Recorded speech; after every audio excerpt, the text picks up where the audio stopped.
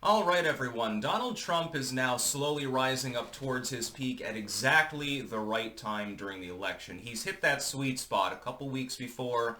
He's sort of evened out where he is, and now it looks like there's limited poll movement, and then there's a limited amount of time for it to actually happen anyway. Donald Trump is now ahead of Kamala Harris. He's ahead in all of the aggregate polling. Remember, single polls don't mean anything. Only the aggregate matters. He's ahead in every swing state, and we've got new polling for that. He's maintaining a small but comfortable lead. This is something that never happened in 2016 when he won. He was somewhat behind in the swing states, generally speaking, at this time in the election. Clinton was ahead nationally by about 4.5 points. She was ahead in most of the swing states. I think Ohio, Trump was ahead by 0.5. I think that was the same as in 2020. Now he's ahead by 7, 8 points, so it's not really a swing state anymore, to tell the truth. Same with Texas and Florida.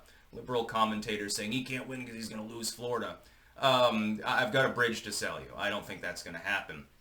It's at exactly the right time for him to be on that rise. And part of this isn't really Trump having done anything to distinguish himself. It's Kamala having done things. Kamala, when she entered the race originally, a lot of people had no idea what she stood for, but she's done a very, very good job, especially over the last month or so, at reminding people what she stands for. Like last week when she said, well, I can't really think of anything I would have done different, a la the Biden administration. And she doesn't want to throw him under the bus and look bad in front of the DNC for when she probably loses and has to take a slot at MSNBC. She wants them Benji greens, I suppose. So she can't think of anything she would do different from Biden. That gives us a basis, a foundation upon which to judge her principles, the things that she would do. She's fleshed out some aspects of her platform, most lately a couple of days ago, owning the immigration crisis. Saying, well, I've been doing a good job and I'm going to keep doing that same job as president. That's exactly what the American people want to hear, by the way, Kamala. Thank you very much for that soundbite because it was very, very effectively used against you on crime and the economy and things like that. We know what she stands for. Therefore, after that initial peak, where people were judging, again, I'll use the metaphor. Let's say that I'm going to serve you 10 dishes of food. I'm giving you a Styx-Hexen feast. And I put 10 plates out in front of you with foods, you know what they are. And then on the other side of the table, there's a mystery box. There's 10 bits of food in there, but you don't know what they are. Now, let's say you look at the plates of food. This is the Kasich effect I'm referring to, that you know of. So this is Trump. And you're like, well, a couple of these I really hate. I'm not going to eat them. A couple of them are more palatable. I like a couple of those dishes, but by and large, it's a mediocre meal. So you're not sold on Trump. You either somewhat dislike him or you're kind of ambivalent towards him. That mystery box looks awfully good now, doesn't it? Could be a lot better, but it could be a lot worse. Over the last month, since Kamala has been forced into public exposure after initially hiding, those dishes have slowly been taken out of the box and put on the table in front of the person. The thing is that those plates don't look as good as the ones that you already knew of. And that's the Kasich effect. If you know nothing about the person, maybe you take a chance. You're flipping a coin, you're rolling the dice, you take a gamble on the mystery box. But it's no longer a mystery. And what people have seen as that mystery box is very slowly unloaded, plate by plate, is that it's inferior to the other set of plates. That's basically what's happening right now. I predicted that that would happen the second Kamala got in. I still think that it was a terrible idea for them to cycle Biden out and still don't 100% know why they didn't just circle wagons like they had been before. It seemed like good sense to me. You've got the incumbency, not just a quasi-incumbency. The policy is going to be the same anyway. Biden's not the most coherent dude in the world, given. He's often incoherent, he trips over himself and his words, and has problems. But Kamala somehow is worse. And it was only a matter of time before people made that deduction themselves. That's what's happening right now. So I think that's part of Trump's rise. It's the reabsorption of what had been soft support for Kamala simply on the basis that they thought Trump was worse, and they didn't know enough about Kamala to judge whether she was good or bad. Well, now they can.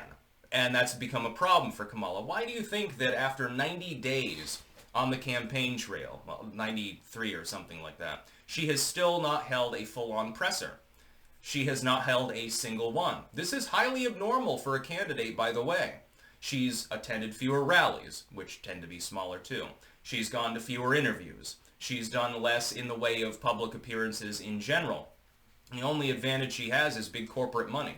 She's got huge amounts of money from big banks and corporations and stuff like that that are hedging their bets, hoping that she wins so that evil Orange Man won't come back and break the toys. That's the only advantage. It's not a grassroots movement at all when you really think about it. Trump could be on his way to winning the national popular vote at this point. It's entirely possible. Likely? Not necessarily. It'd be abnormal for the Republican candidate to win the popular vote. But it's possible. The fact that we're talking about it being a possibility, I would think would be fairly dire for the Kamala Harris campaign, by the way. Because again, it would be abnormal, especially when you're out raising and out spending 3-1. Normally you would expect results. And 20 years ago, you would have expected results. In the internet era, the era of free advertisement simply because you said something zany or off-color, Trump dominates that shit. Kamala Harris is incapable of doing so. You look at her Twitter, for example, versus Trump's Twitter. Trump is constantly typing in all caps, talking about the zaniest, most off-the-wall things he can, insulting people. People wait with bated breath, basically, on his next mean tweet. With Kamala, it's a slurry of the same 5 or 6 slogans over and over, recycled endlessly. Trump and democracy. Trump is exhausted. And by the way, it's mostly about Trump. It's not even about her own policies. Occasionally, you'll get a vacuous, sloganeered infographic, so-called, with no info on it, saying, well, these are the things I want to accomplish, but they never actually explain how they're going to be accomplished. Hint, mostly through excessive taxation and regulation and things like that. So there's a reason she's not explaining that front end. It's exactly the right time for Donald Trump to be rising up, especially since physical election day tends to favor the Republicans, and in some of the swing states, it looks like the Republicans actually already have a majority. It looks like they're already kicking ass. Big thanks to people like Scott Pressler, by the way, for their get out the vote efforts. They've done something that Republicans had to be dragged kicking and screaming into the modern era. Trump was already there, along with a handful of others, but by and large, the old machinations of the party are basically like a brontosaurus in the age of flight now, aren't they? The Republicans were very, very cockshy to get into the game of, hey, I don't need to suck the cock of big donors. I can get grassroots stuff going just by making memes. I put out a Pepe on there, the legacy media started rambling about how it made me a Nazi, and all of a sudden I got $10 million in new donations from people that didn't know I existed. It's called getting attention. Trump understands this. He's been self-branded since the 1970s. He knows what he's doing. A lot of the Republicans, though, as career politicians, didn't. They were just lawyers and things like that beforehand. They were never in business, so they didn't have the same acumen, I think. Same is true of most Democrats, by the way. Basically, you've got the old guard neolibs that were all lawyers or basically just political whores the whole time, mixed with a handful of so-called activists who come from the far left and embarrass the party. That's basically the Democrats these days. It's almost a juxtaposition of what it was like when I was in college. Democrats used to say they liked free speech and didn't like war. Now they want to bomb people to hell and silence you if you speak out against them in any way. Meanwhile, the Republicans, as Trump correctly pointed out on Rogan, have sort of become the punk party. Yep, as far as the mainline parties go, and of course this is hyperbolic, yeah, the Republicans are the ones that are more punk.